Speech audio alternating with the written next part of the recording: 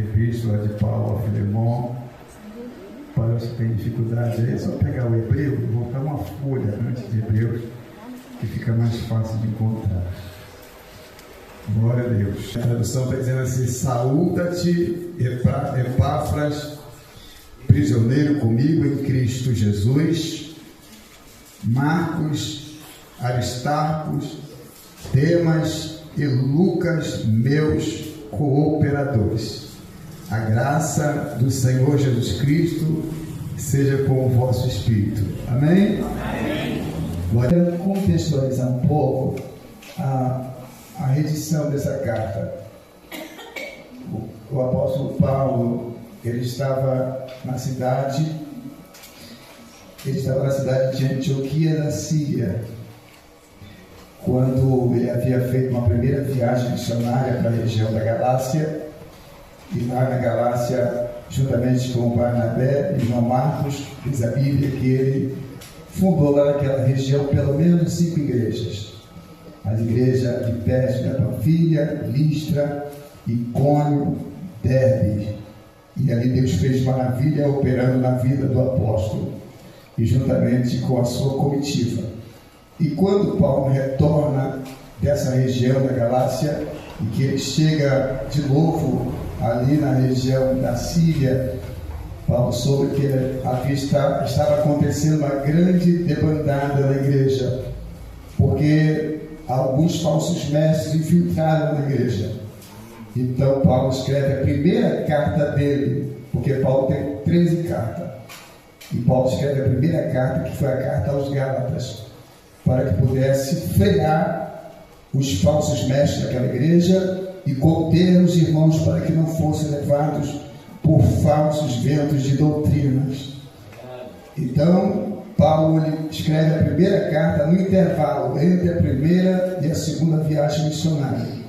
Quando Paulo sai de novo, diz a Bíblia em Atos capítulo 15, versículo 36, que o apóstolo Paulo convida de novo agora Barnabé para uma segunda viagem, ou foi o Barnabé que convidou. Mas diz a Bíblia que era da vontade de Barnabé levar o seu primo de novo nessa viagem. João Marcos, Paulo não aceita, e quando você chega no versículo 41, versículo 15 de Atos dos Apóstolos, diz a palavra do Senhor que agora Silas vai com ele. Era um certo profeta de Jerusalém que estava visitando a cidade. A igreja havia feito uma reunião em Jerusalém, e a comitiva que veio de volta para a Ásia com Paulo e Barnabé, entre eles veio Judas e um certo Silas. E diz a Bíblia que Paulo, ele apoia Silas e vai nessa segunda viagem missionária. E então, nessa segunda viagem missionária, quando Paulo chega na cidade de Corinto, claro, os irmãos do leem a Bíblia sabem muito bem, está em Atos 16, Paulo chega em Corinto, e de Corinto, porque havia fugido de Tessalônica, ele escreve mais 2 cartas, por volta do ano 50 depois de Cristo. Ele diz a palavra que ele escreve 2 cartas, primeira e segunda aos Tessalonicenses, para que pudesse saber como que, no caso, era uma resposta que ele estava dando à igreja, porque ele havia saído de Tessalônica, da igreja de Tessalônica às pressas, e agora Paulo precisava saber como que estava aqueles irmãos da igreja. Então, quando Paulo chega em Corinto, por volta do ano 50, ele escreve essas 2 cartas, as 2 cartas aos Tessalonicenses.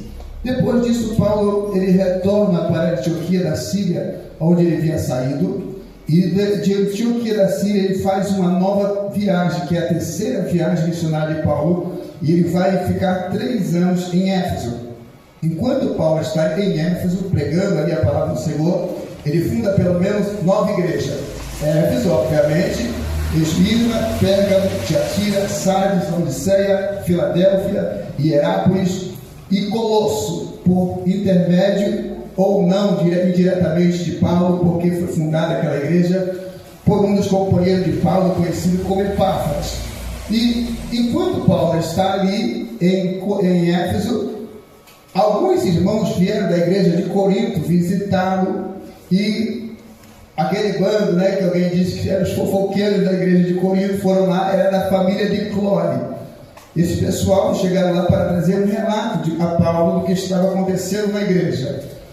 Havia uma divisão na igreja e Paulo precisava tomar uma atitude concernente aos irmãos, que dizia que era de Apolo, outros até mesmo usavam o nome de Paulo, dizia que era somente de Paulo, outros até mesmo diziam que era de Pedro e outros diziam que era de Cristo. Então, se nós formos colocar aí na balança, nós vamos ver que quem mais estava errado era aqueles que diziam que era só de Cristo. Porque tem irmãos na igreja que ele diz: olha, só obedeço a Jesus. Jesus não me deu homem para cuidar de mim, não. Eu não estou disposto a obedecer a ninguém e andar de acordo com aquilo que ele pensa na vida. Mas enquanto Paulo estava ali, recebeu não só essa comitiva, quando você lê 1 Coríntios também, capítulo de número 16, versículo 17, a Bíblia diz que esses irmãos vieram acompanhados de 3 obreiros da igreja de Corinto que vieram trazer uma oferta para ajudar o ministério de Paulo ali na Ásia. De maneira que estava ali com eles um Fortunato, Arcaico e outros irmãos ali ajudando nessa trazer a finança da igreja. De maneira que Paulo, enquanto está ali em Éfeso, ele escreve pelo menos umas 2 cartas, que eram cartas primeira aos Coríntios, por volta do ano 55 e 56. Ele escreve essas 2 cartas. Depois dali, Paulo, ele sabe que tem uma grande fome no mundo e alguns irmãos que saíram fugindo, de acordo com Atos capítulo 18, versículo 2, Roma mandou que muitos irmãos deixassem a capital Roma e cada um voltasse para os seus lugares. E muitos dos judeus saíram e voltaram para Jerusalém, por isso houve uma grande fome ali em Jerusalém. Muitos irmãos estavam aparecendo nessa cidade. E Paulo, ele, quando você lê 1 Coríntios capítulo 15, a partir do versículo de número 20 em diante, os irmãos vão achar isto. Há uma preocupação das igrejas da Macedônia e da Acaia, Grécia, com respeito aos irmãos que estão passando fome em Jerusalém, e eles levantaram uma oferta para que Paulo levasse até Jerusalém para suprir a necessidade desses irmãos. E quando Paulo sai então de Éfeso, indo para Corinto, para levar essas ofertas, para buscar essas ofertas, para levar a Jerusalém, quando Paulo escreve a carta aos Romanos, no capítulo 15 também, Paulo diz a mesma coisa, que é a intenção dele ir até Jerusalém, apanhar, ou seja, ir até a Ásia, até a Macedônia, pegar essas ofertas, ir a Jerusalém, levar a esses irmãos que padecem necessidade, e de lá Paulo quer ir para a Espanha, pregar o Evangelho. Ele deseja ir até a Espanha, mas diz aos irmãos, escrevendo na carta, ele diz aos irmãos que quer passar por Roma e depois ir para lá, para onde ele via ir, para a Espanha, e na volta passar de novo ali e retornar. Mas quando Paulo vai saindo de Éfeso, indo para a região da Macedônia, Paulo vai escrevendo uma carta. E esta carta, quando Paulo chega em Corinto, ela está escrita, já está pronta. É a carta aos Romanos. E Paulo aproveita uma irmã, quando você lê Romanos capítulo 16, versículo 1, esta irmã, Febe, ela estava saindo de Corinto, indo para Roma, e Paulo aproveita o ensejo para enviar esta carta para Roma, visto que o propósito dele não era ir a Roma diretamente agora, mas ele queria ir a Jerusalém para levar a oferta para ajudar os irmãos. E depois sim, ele ia passar por Roma. Então Paulo, assim então, escreve a carta aos Romanos. Quando ele conclui, chega em Corinto, ele escreve esta carta e envia por meio dessa irmã Febe. E quando Paulo então chega em Jerusalém, levando a oferta que havia separado para os irmãos de lá, diz a Bíblia que em Jerusalém Paulo é preso. Ele é apanhado pelos judeus, que o apanharam, o acusaram e botaram ele em cárcere em Jerusalém.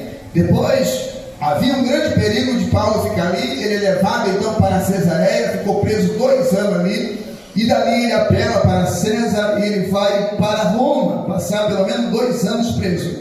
Nesse período de 2 anos preso em Roma, Paulo escreve pelo menos mais 4 cartas: Efésios, Filipenses, Colossenses e a carta a Filemon.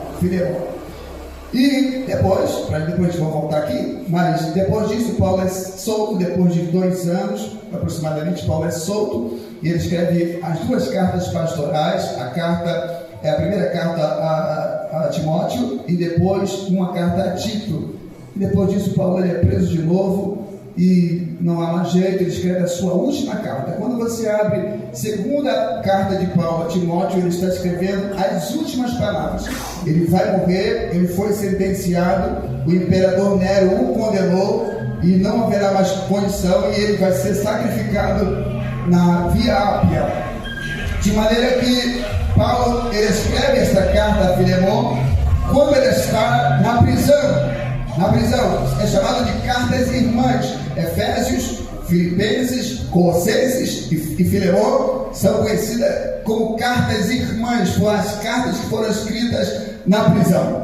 Hoje é dia de culto dos homens, né? E a gente estava meditando um pouquinho nessa passagem, e nós vimos 5 homens aqui nesse texto. Claro que tinha mais com Paulo. Quando você abre os primeiros versículos da carta aos Filemon, você vai ver que ele diz Paulo e Timóteo. Timóteo está com Paulo ali, então ele insere Timóteo como que se fosse Timóteo, mas esses 5 irmãos, como fosse uma testemunha do que ele havia escrito nesta carta para Filemon, que era um dos muito provavelmente o proprietário da casa onde havia um culto ali, onde a igreja se reunia para adorar o Senhor.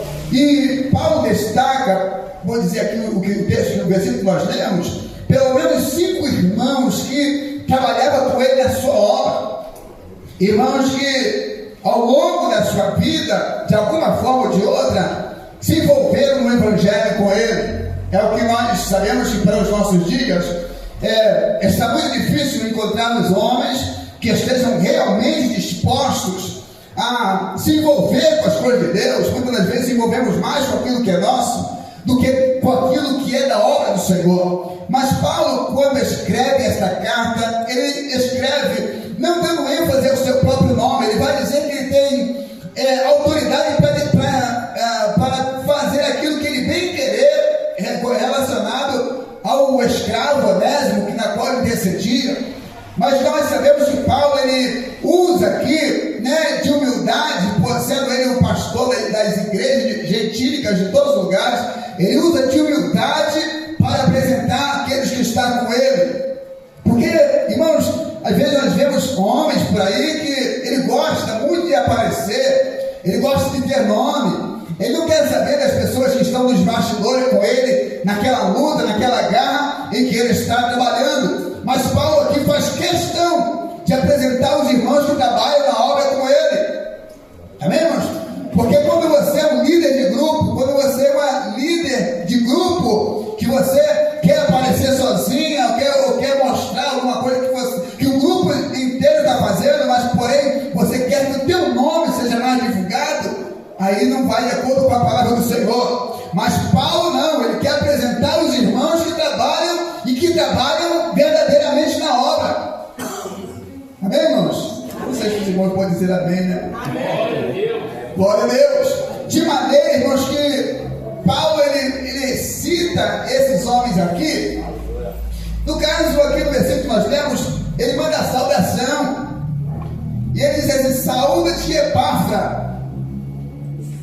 Saúda-te, Epáfra, prisioneiro comigo em Cristo Jesus.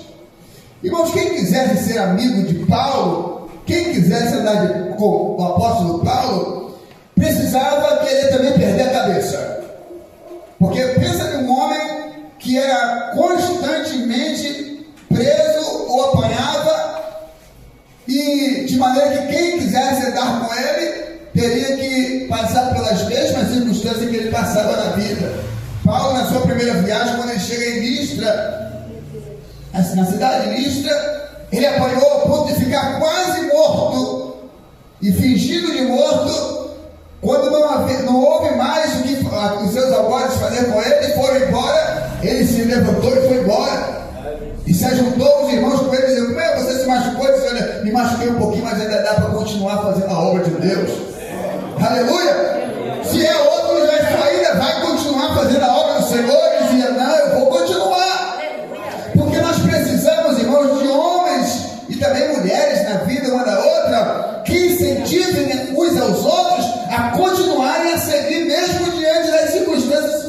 dessa da vida.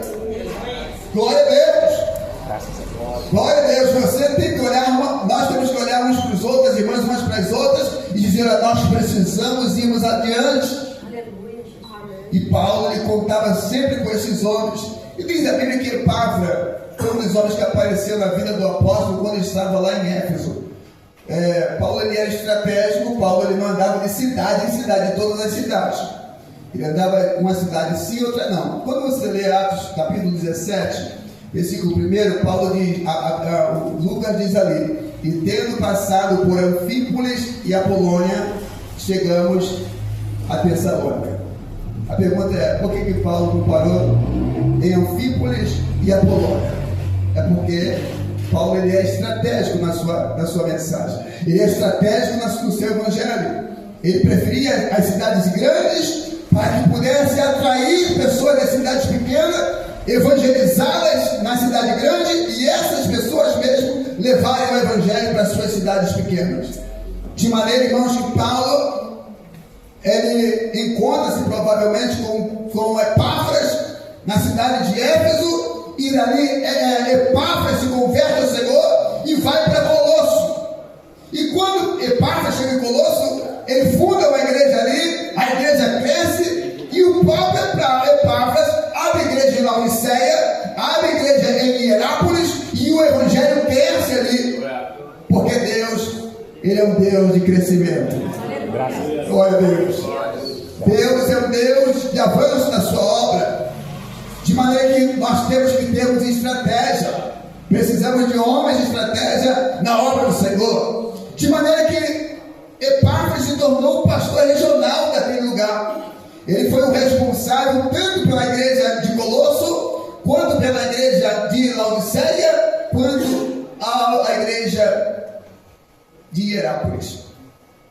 Ao ponto de que quando Paulo estava preso, na igreja de Colosso se infiltraram alguns falsos mestres lá, e Epáfras não sabia lidar com a situação, porque é uma espécie de gnosticismo. A gnose invadiu a igreja, e Epáfras não sabia combater aquilo.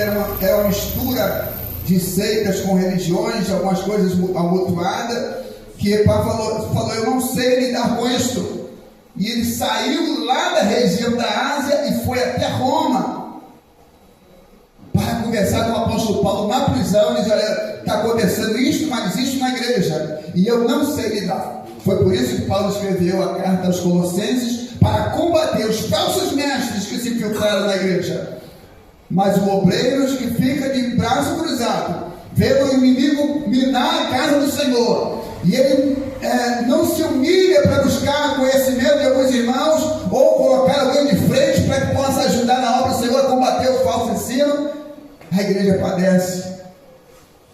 De maneira, irmãos, que nós vemos aqui que Epáfras era um homem de oração, um homem amado pela igreja, e muito provavelmente quando ele chegou lá em Roma, ele foi preso. Foi preso com Paulo, e Paulo diz aqui que ele era seu companheiro de prisão. Ele era preso com Paulo na prisão. O outro homem que Paulo destaca aqui é Marcos. Marcos, os irmãos conhecem, né? João Marcos. Havia uma congregação na sua casa. Quando você lê Atos capítulo 12, você vai encontrar um culto, uma festa, ou seja, um ponto de pregação na casa de João Marcos. Quando Pedro foi deixado para ser morto no outro dia, em Atos 12, diz a Bíblia, a palavra do Senhor, que o Senhor entrou e te retirou Pedro de dentro da prisão. Quando Pedro abriu os olhos e viu, ele estava do lado de fora da prisão, solto, ele não tinha mais algema, e ele, quando deu por si, correu e foi para a casa de João Marcos, onde havia ali um culto, todos os irmãos estavam orando. A serva veio abrir a porta, quando viu, realmente era Pedro, mas ela achava que era alguma outra coisa, né? Disseram que era alguma outra coisa, mas não era o próprio Pedro. De maneira que havia ali na casa de João Marcos um culto ao Senhor na sua casa. Esse era o Marcos. Mas esse Marcos também, ele tinha um primo conhecido como Barnabé, que foi convidado por Paulo, ou Barnabé convidou Paulo quando ele estava ainda lá em Tarsis, né, por um tempo, aproximadamente 10, 14 anos, desaparecido, fora da fama. fora do conhecimento, e a Bíblia nos diz então que Barnabé manda buscá-lo. Isso está em Atos, capítulo número 13, e a Bíblia, capítulo número 13, diz a Bíblia que Barnabé chega, traz Saulo, e ali se forma uma grande escola bíblica em Antioquia da Síria. De maneira que a Bíblia nos diz então que Paulo ele se formou então no verdadeiro Evangelho de Cristo e sai com Barnabé para fazer esta obra, e leva João Marcos com ele. Esse João Marcos, todo mundo sabe que ele deu trabalho na primeira viagem, Paulo rejeitou. Irmão, nós sabemos que há homens que muitas das vezes, porque às vezes alguém diz, olha, não é tempo de você fazer isto, ele logo começa a reclamar. Tem homens que, olha, se não chamar ele para fazer alguma coisa, se eu destacar ele para alguma coisa no ano, ele reclama, diz que vai sair, diz que não vai querer mais, começa a reclamar. Mas diz a Bíblia aqui, irmãos, que na palavra do Senhor, que João Marcos, não se sabe, né, qual foi o ressentimento que ele teve, o sentimento que ele teve de abandono ou não, mas a Bíblia não fala, houve sim uma discórdia com Paulo e Barnabé, mas João Marcos, a Bíblia não fala nada. O certo é que ele ficou de escanteio, mas quando Paulo estava na prisão, você lembra, né? Quem lembra? Paulo estava na prisão, Timóteo, 2 Timóteo, capítulo de número 1, ele disse, olha, Paulo disse, está em Timóteo, capítulo 4, versículo 11 ou 14, perdão, vamos.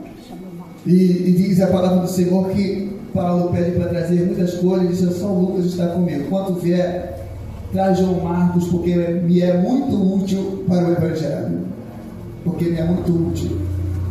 Sabemos, irmãos, que às vezes você é chamado agora, você não é chamado agora, você tem vontade de trabalhar na obra do Senhor, mas nem sempre o teu momento é o momento de Deus. Nem sempre a hora que você quer fazer alguma coisa é a vontade do Senhor. Lembra que o apóstolo Paulo, que foi um dos maiores pregadores, quando chega em Atos 16, ele chega lá na região da Mísia, ele chega lá na província da Mísia, e ele fominha de fazer a obra do Senhor, ele queria ir para Ponto, Bitínia. O Senhor disse, não vai para lá. Ele queria ir para a Ásia, adiantar, pregar o Evangelho, e o Senhor disse, então não vai à Ásia. E ele ficou meio que assim, desorientado, né, Isaías? Ficou meio que desorientado, querendo saber o que Deus quer. Nem sempre o que você quer, nem sempre o que eu quero, é aquilo que Deus quer para mim e para a sua vida. Mas, irmãos, quando foi ele, não sei qual o momento, mas ele foi entrar num particular com Deus, apareceu um varão do outro lado da Macedônia e atravessa e veio nos ajudar.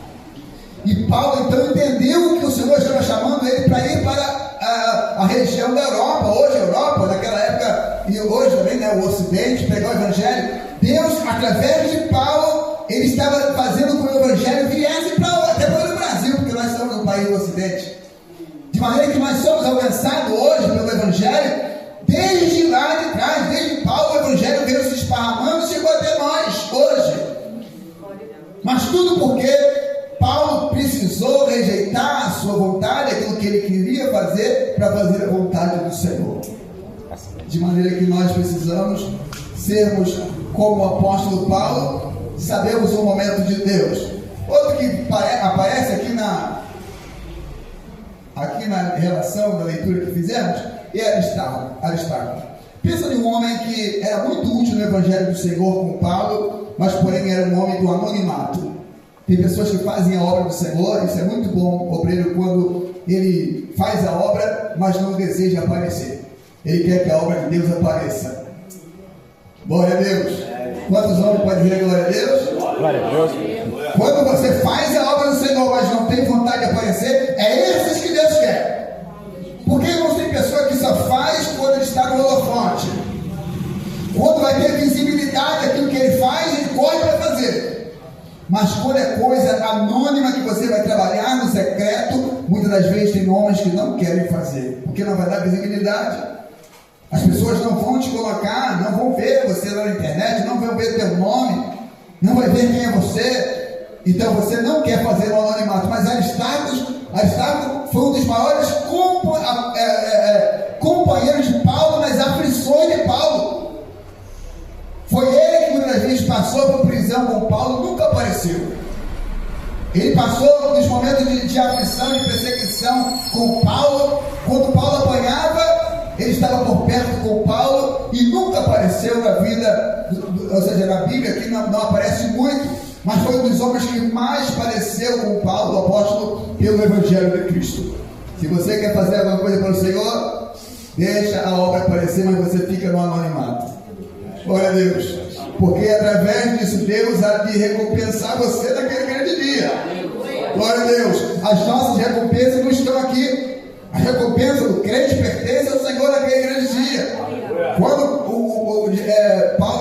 Jesus estava ensinando seus discípulos, ele diz, olha, Mateus capítulo 6, né? Mas tu, quando orares, entra no teu quarto, fecha a tua porta, não faça como os hipócritas que fazem orar em pé nas esquinas da rua para serem vistos pelos homens.